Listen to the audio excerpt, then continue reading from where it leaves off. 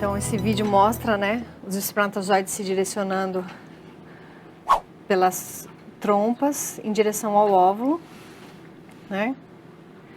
E quando ele encontra o óvulo, os vários espermatozoides tentam penetrar esse óvulo, só que apenas um deles vai conseguir fecundar. Na maioria das vezes, né? Às vezes...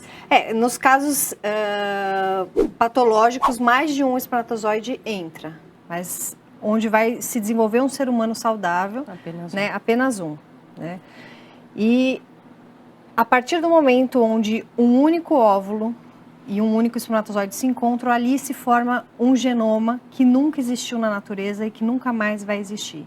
É ali que se inicia a vida humana, com toda a sua potencialidade, e começa a ocorrer a divisão das células e a se formar o zigoto, a mórula e a se formar o embrião.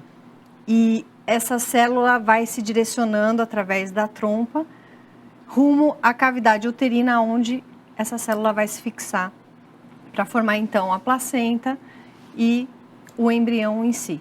Nesse momento então em que ocorre a fecundação... Ali está ocorrendo a fixação dessa célula na parede do útero. Né? Então, uma parte disso vai formar a placenta e a outra parte vai dar origem ao embrião em si.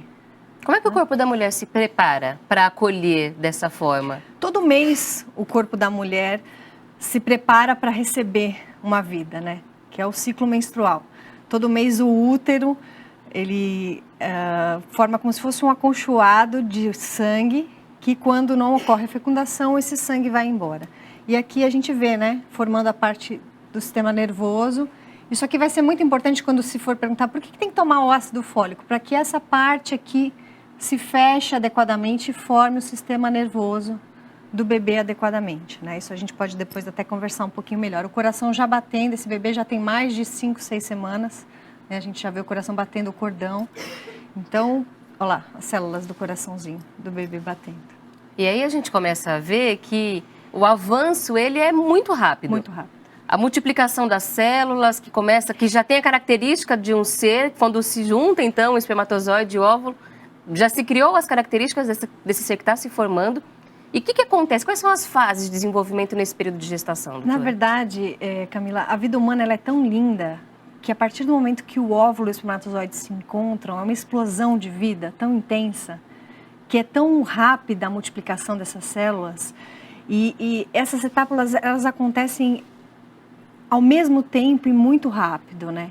Então, ao mesmo tempo que essas células vão se multiplicando, elas vão se direcionando. Existe alguma coisa que a ciência ainda não sabe explicar o que faz com que em determinado momento aquelas células que aparentemente pareciam todas iguais, em determinado momento uma parte delas vão formar o cérebro, a outra parte vai formar os olhos, a outra parte vai formar os braços, as pernas, o coração. Né? Existe um porquê que nós, na ciência, ainda não sabe explicar o que orienta o que cada parte dessa célula... O que cada célula vai se transformar. Exatamente. Mas, doutora, eu queria que a senhora explicasse para a gente sobre o desenvolvimento da criança nesse primeiro trimestre, inclusive porque há muitas discussões sobre a vida, sobre o que está acontecendo nesse momento. É um período em que o bebê já fica todo formado, até no primeiro trimestre ele já está quase completo? No final da 10ª semana após a última menstruação, que é por onde a gente geralmente conta o tempo de gravidez, né? 8ª semana embrionária e 10ª semana após a última menstruação, o embrião já está completamente formado. Algumas estruturas ainda precisam se complementar, por exemplo, a parte cerebral, né? Ela termina a sua formação principal intraútero, mas assim, praticamente no final da 10ª semana termina-se a parte embrionária e passa a se chamar esse bebê de feto. Então, todas as suas principais estruturas já estão formadas. A gente pode ver, por exemplo, nas imagens que as mães, quando vão fazer ultrassom, não entendem muito bem esse exame. O que a gente já enxerga, por exemplo, em exames como esse? Essa imagem aqui foi muito interessante que a gente quis trazer para vocês, porque assim, aqui a gente praticamente não enxerga quase nada de bebê no ultrassom, né? Esse é um bebê que tem praticamente 6 semanas de gestação, mas a gente já vê o coração batendo, né? Já tem uma vida dando um sinal ali de que ela está presente, eu estou aqui prontinha para seguir o meu rumo se me deixarem aqui quietinha, né? Nessa fase, o bebê tem praticamente o mesmo tamanho da vesícula vitelínica, que é essa outra bolinha. A gente costuma brincar com as mães que é a lancheira do neném.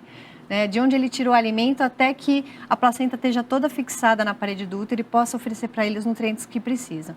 Então, é um bebê muito pequeno, né? Menor que isso ainda, com 5 semanas, às vezes 5 semanas e pouco, a gente já vê esse coração batendo, né? Já é uma vida que, antes de qualquer sinal, antes de aparecer a cabeça para a gente no ultrassom, os membros, nós já estamos vendo ali um coração batendo. Uma vida se mostrando para a gente, presente, pronta para seguir o seu rumo.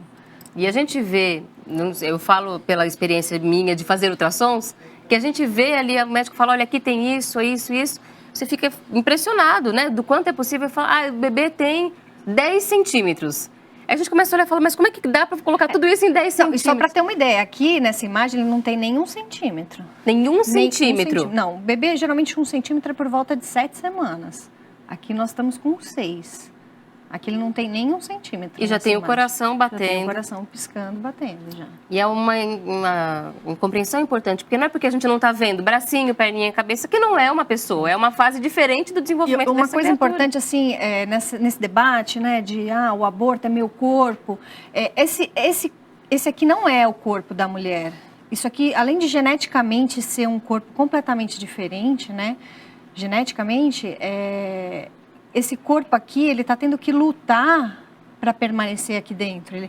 A mãe dele está reconhecendo, para que essa gravidez evolua, a mãe dele está tendo que reconhecer ele como um corpo estranho, né? A ciência mostrou isso, que as gestações que não reconhecem esse saco gestacional como um corpo estranho não vão para frente. Então, geneticamente, para que ele permaneça dentro do útero, ele já tem que ser reconhecido pela mãe dele como um corpo estranho. Então, biologicamente, ele já é reconhecido como uma parte que não é da mãe dele. O desenvolvimento desse feto, para ele seguir todo o seu rumo, acontece por conta própria. A mãe dá o alimento, mas o processo não é o corpo da mãe que determina. Jerônimo Legene, que foi o pesquisador que descobriu por que a síndrome de Down acontecia, que descobriu que existia um cromossomo a mais, que é o cromossomo 21, ele dava um exemplo muito similar. Ele dizia assim que o bebê dentro do útero é como se fosse o astronauta numa nave na Lua. Esse astronauta, ele está lá vivendo às custas dos nutrientes que vêm da nave, mas não foi a nave que o criou. Então é mais ou menos isso que ele diz. Esse bebê está aqui dentro, vivendo às custas do que a mãe está dando, mas não foi a mãe, não é a mãe que o fez. Pode ter vindo uma parte dela, mas ele não é a mãe, não é a mesma coisa. É uma vida independente. Independente. Que faz o seu desenvolvimento por conta própria, ele precisa, com a ajuda da mãe. Naquele momento em particular, ele precisa da mãe, mas ele não é a mãe. E a senhora falando sobre essa discussão, a gente lembra, o jornalista Paiva Neto já há muito tempo afirma, se o corpo da mulher é da mulher, o corpo do bebê é do bebê. Então a gente tem que um respeito à criatura e que isso acontece também na área da medicina. A gente já conhece com a tecnologia que é um ser, que é independente, que também merece esse respeito, né, doutora? E que não pode se defender, a gente tem que defender por ele. Doutora, a gente estava falando de tamanho, eu vou pedir para a senhora mostrar para a gente aqui alguns bonequinhos, porque... Pode sentar, por favor. Esses, eles estão imitando o tamanho são moldes do bebê dentro do útero. Quais são as fases que a gente tem aí? Bom, esse aqui é um molde de 9 semanas. Esse aqui. Isso, pode deixar no papel, mesmo melhor, eles né? vão mostrando por causa do contraste. 9 semanas, 10 semanas, 11 semanas, 12 semanas e 14 semanas. Já é a forma como a criança está dentro do útero, com a formação. A gente usa, eu costumo usar para que as mães tenham uma ideia do tamanho que os bebês... Eles foram criados, na verdade, para ajudar as mães que estão pensando em um aborto terem uma noção do que está acontecendo lá dentro. Mas eu uso com as minhas gestantes para que elas consigam ter uma noção de como é que estão os bebês delas. Como é que essa parte da ultrassonografia, da medicina fetal, ajudou nesse caso das mães? Porque quando você vê um ultrassom, você vê uma criança, já tem uma relação, um vínculo afetivo que acaba se estabelecendo pelo ultrassom, pela imagem. Isso ajuda na conversa com as mães, elas entenderem melhor o que elas estão passando? Eu acho que ajuda não só para a mãe, mas para o pai também, né? Porque a mãe está sentindo o corpo mudando, mas o pai ainda tá mudando. É difícil entender aquilo, é verdade. É um momento muito especial, mas eu acho que também depende do profissional estar disposto a ajudar nesse momento, né? Ele tem que estar aberto a querer fazer essa convicção. Mas é uma ferramenta maravilhosa você poder ajudar nessa vinculação. Mas, doutora, falando sobre essa questão emocional, então, vamos pensar no emocional da mulher nesse momento. Quando ela descobre que está grávida, geralmente no primeiro trimestre isso acontece. Sim. Talvez fisicamente não tenha percebido grandes mudanças que tenham chamado muita atenção. E esse momento emocional da mulher interfere de que forma na formação da criança? Bom,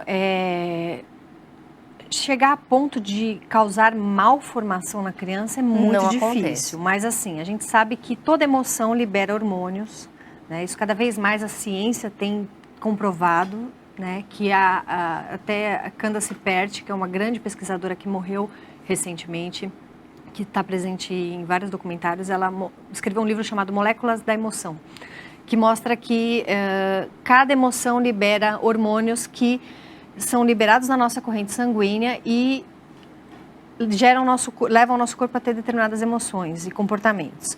E esses hormônios atravessam a placenta e chegam ao feto, e o feto tem as mesmas respostas. O feto é o embrião. Ele fica angustiado da mesma forma, Exatamente. Feliz da mesma forma. Exatamente. E só que o feto, o embrião, ele não tem uma consciência como nós temos, né? E ele é egocêntrico. Ele acredita que tudo o que a mãe sente está relacionado a ele. Então, a mãe pode estar ansiosa aqui fora porque ela brigou com o taxista. Na concepção dele, a minha mãe está assim por minha causa. Ou a minha mãe está assim, sempre é por causa dele. Então, o que eu costumo orientar as gestantes, toda vez que estiver nervosa, ansiosa, preocupada, alguma coisa assim, colocar o bebê numa bolha de amor. Eu falo assim, respira fundo e fala assim, bebê, tá tudo bem, você tá saudável, a mamãe tá assim. Porque em terapias de regressão de memória, o meu marido costuma trabalhar com isso, a grande maioria dos problemas dos adultos estão associados à vida intrauterina, por, às vezes, registros equivocados de situações de emoção da mãe. Então, é importante fazer essa separação do que é materno do que é fetal, né? Então, não interfere só na formação física, inclusive, Não. quando eu falei formação da criança, mas também na formação. Às vezes, mais formação psíquica do que física. E a gente pode afirmar, então, que uma criança, nesses primeiros 3 meses, nas 12 semanas iniciais da gestação, já tem esse registro de sentidos, de dor, diferente do que a gente... Tem, mas mais importante que tudo, porque isso é muito importante. Às vezes a mulher fica preocupada assim, mas então nos meus primeiros 3 meses de gravidez eu estava muito nervosa, então acabou, meu filho para sempre está traumatizado? Não. Isso sempre pode ser ressignificado a qualquer momento, até depois que a criança nasce. Porque a consciência da mãe e da criança estão muito ligadas até os 20 anos de idade, isso se sabe. Então, em qualquer momento de sono, isso pode ser ressignificado. Olha, aquilo lá estava errado, eu te amo, tá tudo bem. Para que não haja essa culpa, porque mãe sempre carrega muito a culpa, né? A gente dá um jeito de se culpar por tudo na vida. A psicanálise e a psicoterapia já faz isso pela gente, mas assim, é importante lembrar que a qualquer momento da gestação, a qualquer momento da vida de relação mãe e filho, a gente pode fazer isso. O importante é que a gente consiga conversar sobre esses assuntos. Muitas vezes os temas são discutidos, mas não compreendidos. Algumas pessoas acabam não tendo oportunidade, um espaço para conversar abertamente sobre o tema, então a gente agradece a nossa convidada por ter vindo conversar com a gente sobre esse assunto. Seja sempre muito bem-vinda ao Viver é Melhor. Eu que agradeço. Nós conversamos hoje, então, sobre o que acontece no primeiro trimestre da gestação, a vida já acontecendo de forma surpreendente, única, e é por isso que nós sempre fazemos a nossa campanha pela vida, contra o aborto, no respeito à mãe, ao pai e à criança, todos sendo amparados não apenas pela família, pela sociedade, pelo governo, pelos grupos religiosos, cada um dentro da sua comunidade. E a gente conversa hoje com a nossa convidada sobre isso, a doutora Cristiane Ribeiro Assis, ginecologista e obstetra, especializada em medicina fetal. Doutora, muito obrigada, seja sempre bem-vinda ao nosso programa. Eu que agradeço o convite.